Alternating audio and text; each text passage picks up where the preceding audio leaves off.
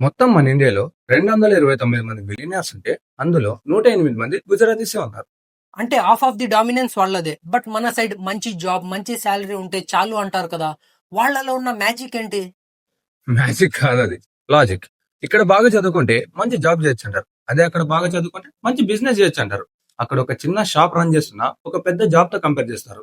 ఇంకొక main thing ఏంటంటే అక్కడ పిల్లల్ని చిన్నప్పటి నుంచే ట్రైన్ చేస్తారు. పిల్లలు కూడా స్కూల్ అయిపోయాక అంటే నార్మల్ టైంలో గానీ హాలిడేస్ టైంలో గానీ షాప్ కి వెళ్లి బిజినెస్ ఎలా చేయాలని చూసి నేర్చుకుంటారు. అదైతే కరెక్టే. నేను స్కూల్లో ఉన్నప్పుడు మా క్లాస్‌మేట్ ఒకడు ఉండేవాడు. నార్త్ సైడ్ ఎగ్జాక్ట్‌గా గుర్తులేదు. బట్ వాడు సండే టైమ్స్, స్కూల్ అయిపోయాక ఎప్పుడు షాప్స్ దగ్గర, బిజినెస్ దగ్గరే ఉండేవాడు.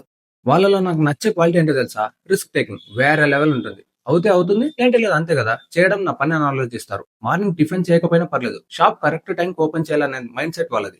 అంటే వాళ్ళు హార్డ్ వర్కర్స్ అంటావు.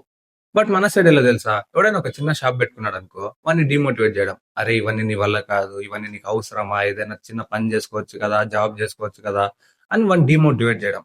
ఎగ్జాంపుల్ కింద ధీరుభాయ్ అంబానీని తీసుకో. ఒక పెట్రోల్ పంప్ లో పనిచేసేవాడు. అదాని ఒక చిన్న డైమండ్ సెల్లర్. అదే ఇప్పుడు వాళ్ళిద్దరు ఇండియాకి టూ బిజినెస్ పిల్లర్స్.